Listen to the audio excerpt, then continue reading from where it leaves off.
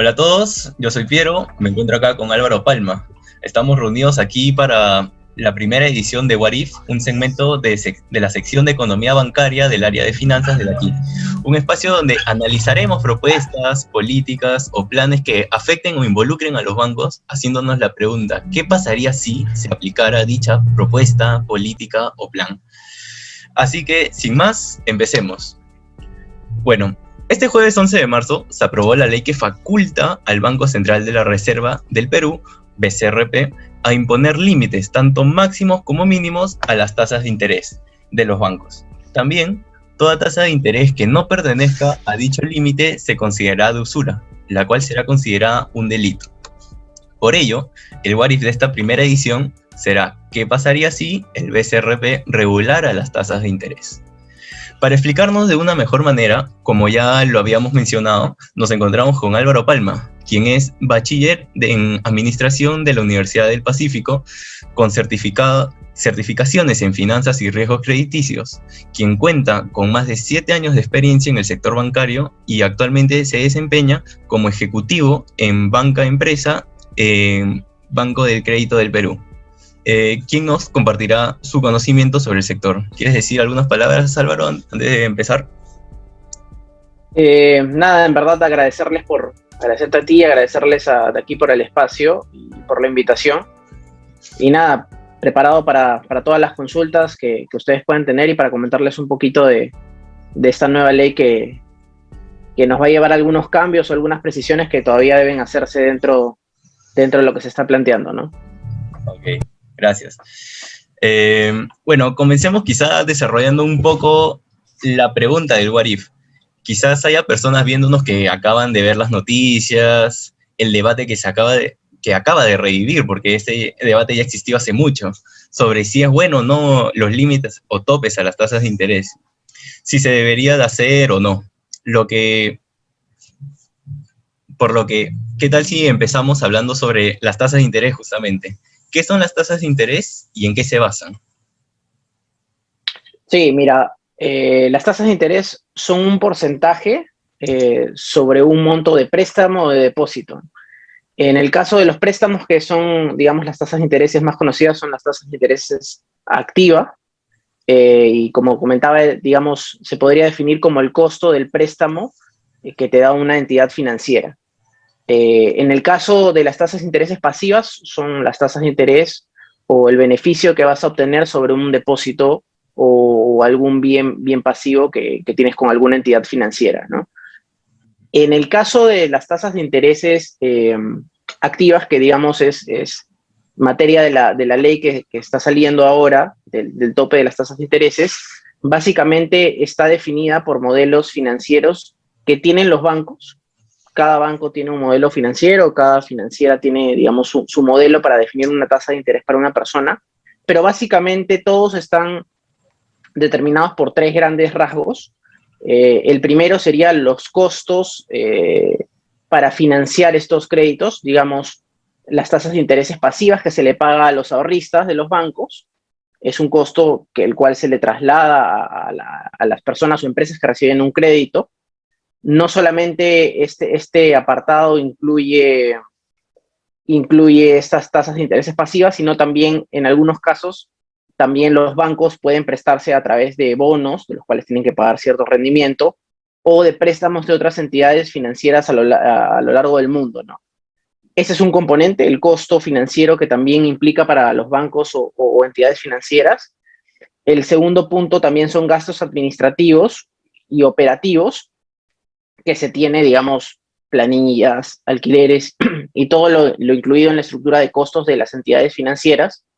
Y el tercer punto, que creo que es el que hace variar más las tasas de intereses que son cobradas a bancos y personas, son finalmente el riesgo crediticio que se asume y el rendimiento que esperan obtener los bancos del riesgo que van a asumir con el préstamo.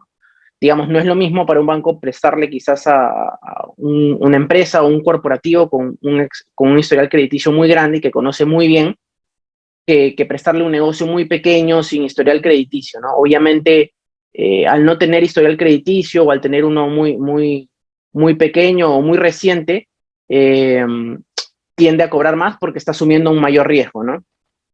Entonces, esos tres componentes son los más importantes: el costo financiero, los gastos administrativos y operativos, y el riesgo crediticio que se asume al hacer un crédito, ¿no? En sí, todos los riesgos que corre justamente estas entidades financieras que dan los créditos son en lo que se basa, ¿no?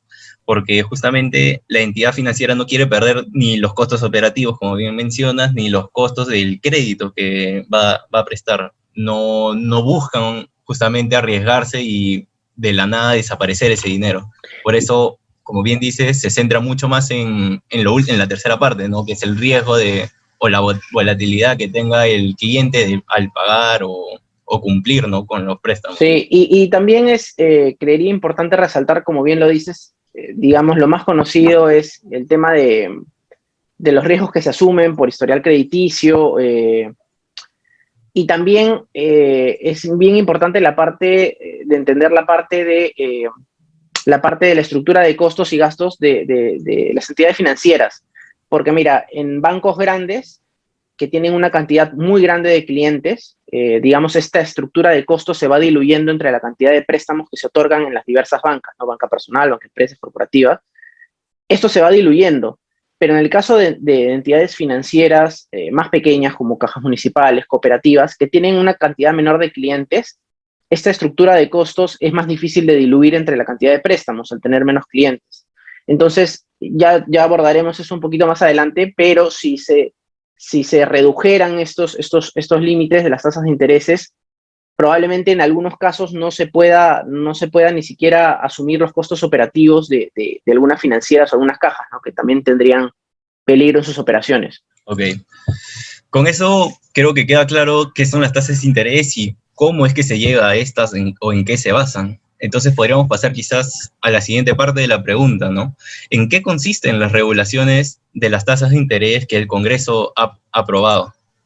Sí, en realidad lo que se ha aprobado son topes máximos, básicamente, a las tasas de intereses que las entidades financieras puedan cobrar. Lo que dice la ley es que, y en base a varios estudios que los congresistas y sus asesores han llevado a cabo, lo que ellos indican es que las tasas de interés que son cobradas en nuestro país a personas y empresas son más elevadas que en otros países que ellos han tomado como referentes dentro de la región, tales como Chile y Colombia, que también han aplicado estas normas.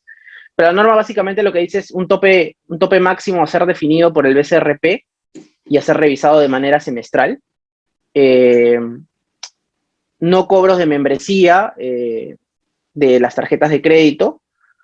En realidad lo que se dice en la ley es que solamente se debería cobrar la membresía a las personas que están al día en sus pagos en sus tarjetas de crédito, y devoluciones graduales del cobro de seguro de desgravamen y comisiones interbancarias, comisiones interplazas de los bancos, y que conforme se paguen estos créditos o créditos de consumo, entre otros, estos cobros del seguro de desgravamen se vayan devolviendo gradualmente, ¿no?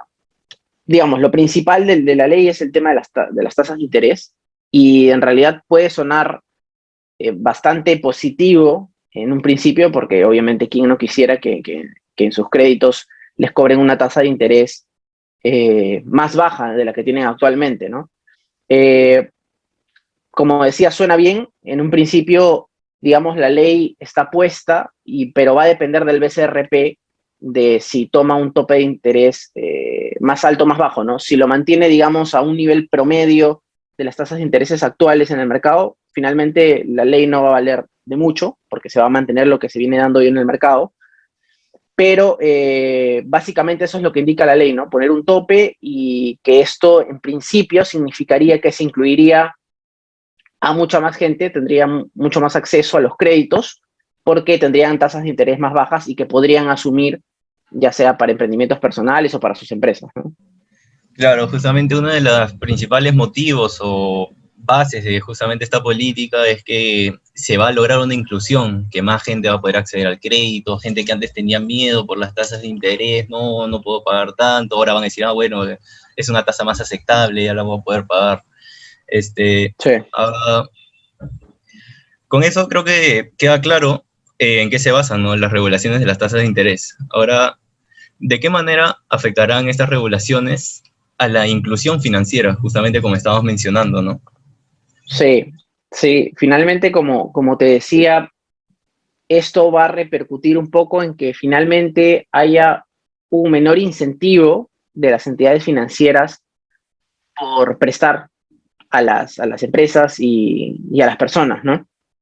De hecho, esta ley, eh, tanto ASBAN como los gremios de las entidades financieras como cajas y cooperativas se han mostrado en desacuerdo porque finalmente esta ley que ha sacado el Congreso no ha seguido, digamos, el consejo del MEF, ni del BCR, ni de los gremios, ya sea ASBAN o de las cajas y cooperativas, ¿no? Finalmente, como hablábamos de estos tres componentes que definen la tasa de un crédito, en algunos casos, para los parámetros que tienen los bancos, si es que se pone un tope de tasa de interés, en algunos casos los bancos van a comenzar a seleccionar a quienes le prestan y a quienes no, a quienes cubren sus necesidades de estos tres componentes para prestarles y a quienes no cumplan, simplemente no hacerlo, ¿no? Para no poner, digamos, en peligro el riesgo de operación o las ganancias que normalmente pueden tener sobre el riesgo asumido, que eso es muy importante, porque leía también que, digamos, la tasa de interés promedio que se cobra en el mercado financiero de créditos personales, que es básicamente, que creo yo es el sector que más se va a ver afectado, está alrededor de un 80% en un primer año, una TEA de 80% en un primer año, y cuando las personas van ganando historial crediticio, en 1 a 2 años, las tasas de interés se reducen a la mitad, al 40%. Eso es un tema importante y que define mucho porque el historial crediticio es muy importante para la definición de las tasas, ¿no? El segundo punto, y esto me lleva al segundo punto que quería tocar, era que va a generar esta exclusión del sistema financiero de mucha gente que va a tener como segunda mejor alternativa de prestarse con prestamistas informales, que eso es algo que ha ocurrido mucho en Colombia, y que ha generado también un mayor incentivo a la delincuencia. ¿Por qué? Porque al prestarse con un prestamista informal, que número uno, te pueden cobrar hasta tasas de intereses anuales de 790%, que es, comparado a los bancos, una mucho peor opción financieramente para las personas y empresas pequeñas. Y si tú no pagas, existen estas mafias que amenazan la vida de las personas para hacer las cobranzas finalmente, ¿no? Entonces, creo que es un peligro que es muy latente si es que esto se llega a poner en práctica y se reducen sustancialmente las tasas de interés, dado que conocemos que también el nivel de delincuencia en el país es elevado, ¿no? Entonces, esto puede ser un motivante para creación de bandas que puedan extorsionar a las personas, que finalmente lo que necesitan es un crédito, ¿no? Y que al verse excluidos, quizás vayan a pagar un mayor costo financiero y a estar más expuestos a peligro, ¿no?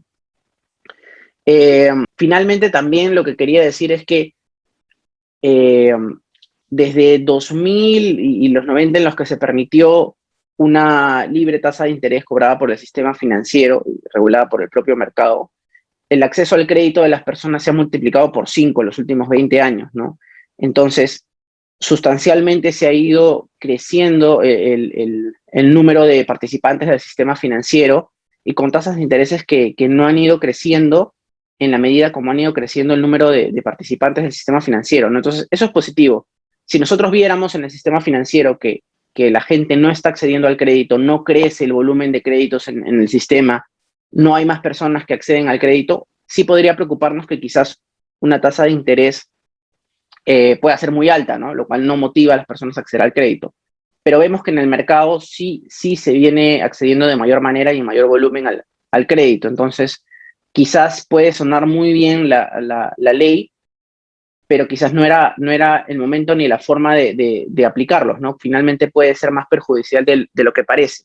Y en último punto, en el tema de las microfinancieras, cooperativas y cajas, como te comentaba, puede poner en riesgo las mismas operaciones de estas empresas, puede poner en riesgo los puestos de trabajo de las personas que están ahí, porque finalmente, si es que se pone un límite a las tasas, podrían no asumir en primer lugar los riesgos, digamos, la tasa que ellos quisieran para asumir el riesgo que están asumiendo, que de hecho ellos atienden un perfil de consumidores, perdón, un perfil de clientes más, digamos, más riesgosos, y tampoco podrían en algún momento asumir la estructura de costos que tienen, ¿no? Por ende, terminar quebrando y dejar a muchas familias sin puestos de trabajo, ¿no? Claro, justamente como mencionas, las microfinancieras son las que se dedican más que nada, o su gran volumen de clientes es justamente clientes de alto riesgo, ¿no? Gente que no tiene justamente el historial crediticio, que posiblemente los bancos los hayan rechazado, y justamente en las microfinancieras son donde encuentran ese crédito que necesitan. Y Correcto, sí.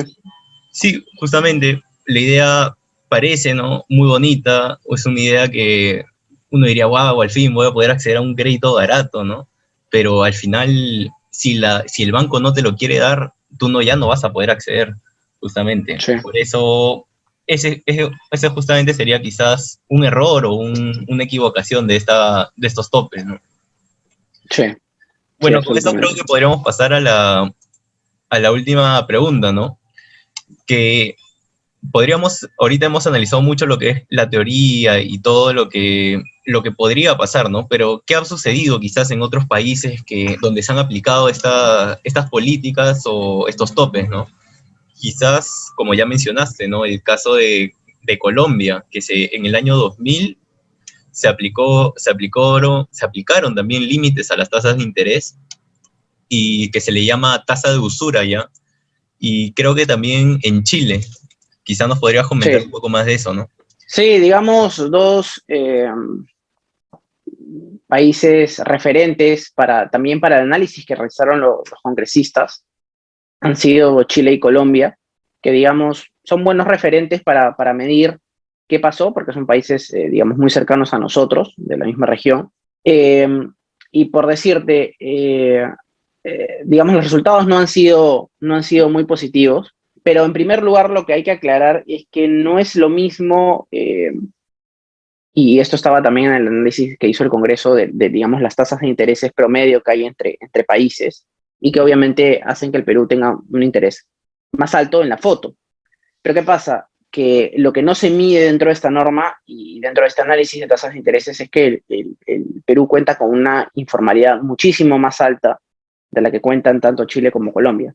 Poniendo un ejemplo simple, eh, nuestra PEA es alrededor de 17 millones de peruanos, de los cuales solo tienen empleo formal cerca de un 30%, ¿no? Y la informalidad es cerca del 70%.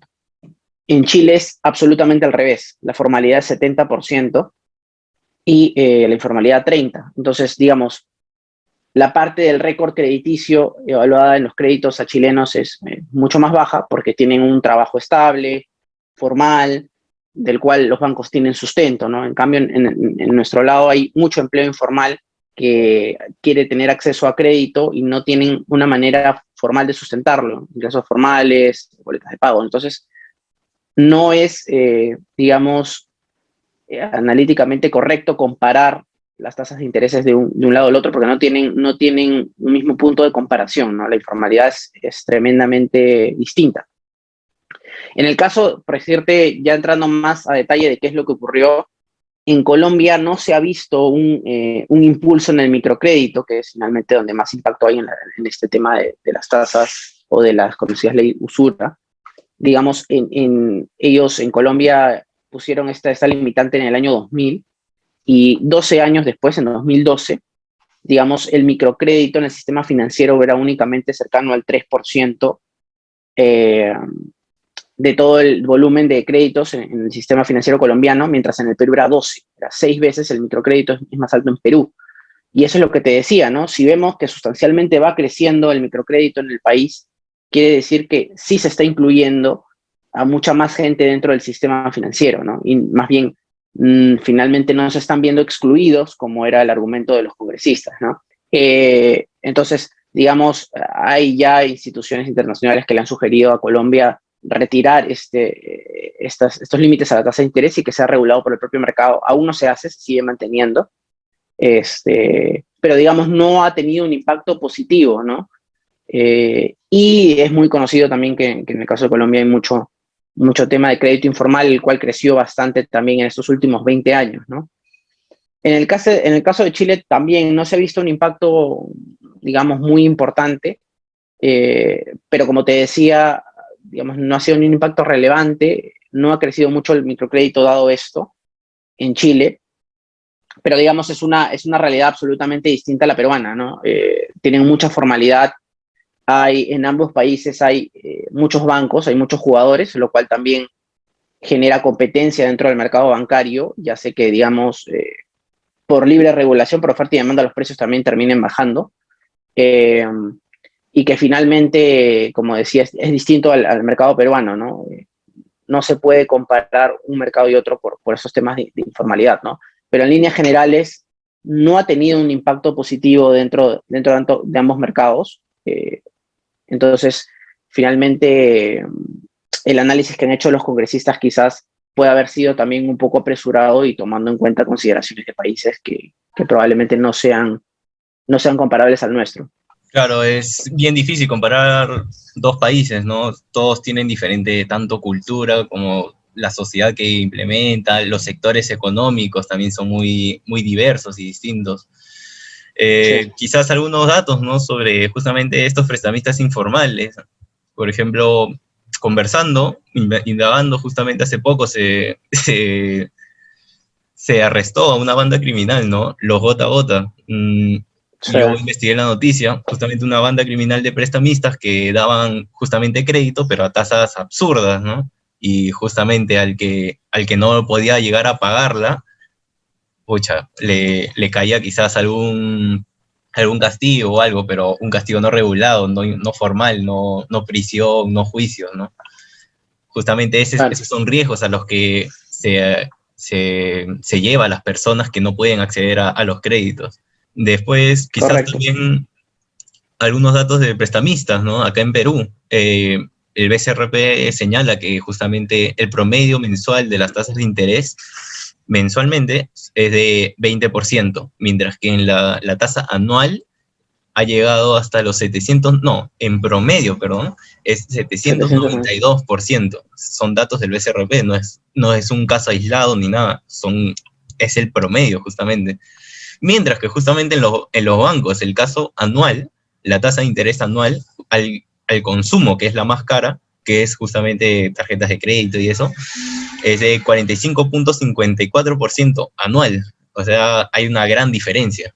Sí, yo creo que a quienes finalmente va a golpear más, si es que esto se termina aplicando y el BCR regula hacia abajo las tasas, es finalmente a las cooperativas microfinancieras. Básicamente ellos van a poder dejar de prestar y finalmente indirectamente van a afectar a la gente, porque, por decirte, hoy por hoy, la gente va a un banco y quizás por su historial crediticio que no tienen o tienen un mal récord crediticio, o no les prestan o les prestan muy caro. Entonces, ¿cuál es la segunda mejor opción que tiene la gente? Ir a una cooperativa, a una caja y, ¿no?, ir bajando dentro de la escala de entidades financieras, ¿no?, que en este caso aceptan personas un poquito más riesgosas, pero si estas dejan de prestarle a la gente, la segunda opción de la gente es ir a pedir un crédito informal, ¿no? Y exponerse a que les cobren muchísimo más por acceder a un crédito, pero también exponerse a peligro, ¿no? A luego ser extorsionado por bandas de delincuentes que puedan poner en riesgo la vida de la gente por hacer estas cobranzas, ¿no? Entonces, hay que tener en consideración eso también. Sí, quizás también un último dato, ¿no? Sobre Colombia que estábamos hablando. Justamente estos topes se aplicaron en el año 2000 y justamente 12 años después de esto, comparándolo con Bolivia, justamente el total del crédito que se prestaba se prestaba, mejor dicho, el 2.87% del total del crédito en Colombia, mientras que en Bolivia era del 28.2%. Era, ¿cuánto será? Como Correcto. 10 veces más, inclusive. 10 Sí, veces más sí. 10 veces más y no estaban aplicando tasas. Entonces ahí se podría ver que en verdad no genera inclusión, sino por lo contrario genera una exclusión de sectores bajos, informales con mayor riesgo justamente. Sí, sí. En Chile se aplicó en 2013 y un estudio de la Asociación de Bancos de Chile que se hizo en 2017 indicó que el acceso al crédito informal en Chile a inicios de la norma era cerca del 9-10%, y para 2017, donde se hizo el estudio, era más cercano al 16%, ¿no? Se había incrementado el crédito informal en 6% en los últimos años, desde que se aprobó en 2013 esa tasa máxima, ¿no? Ujú. Bueno, yo creo que con eso podemos terminar acá. Creo que ha quedado más que claro qué pasaría si se regulasen las tasas de interés. Eso creo que sería todo por esta primera edición de What If. Espero los haya ayudado a entender más sobre esta política y ustedes mismos podrían decidir, ¿no? Si es adecuado o no, si va a ser recomendable para nuestro país o no. Yo me paso a despedir. Gracias por acompañarnos. Álvaro, quizá quieras decir algunas últimas palabras. Sí, nada, en verdad agradecerte a ti, Piero, agradecerles de aquí por la invitación, y nada, llamar también a la reflexión también de la gente, del Congreso y de todos los que puedan analizar este tipo de leyes, de también no solamente proponerlas porque suenen bonito, ¿no? Sino también darle un poco más de análisis de las repercusiones que puede tener en el sistema financiero, y finalmente para la gente, que es finalmente quien se va a ver un poco más perjudicada por estas decisiones que se van tomando. Y nada, en realidad cerrar con eso y agradecerles nuevamente. Claro, al igual como dice justamente ese informe, ¿no? De tasas de interés. No todo lo que suena bien termina bien. Correcto, sí.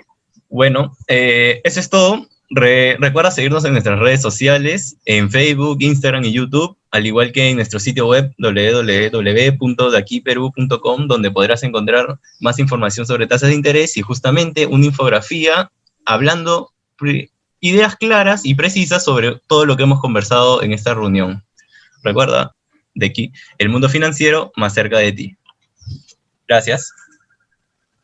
Gracias.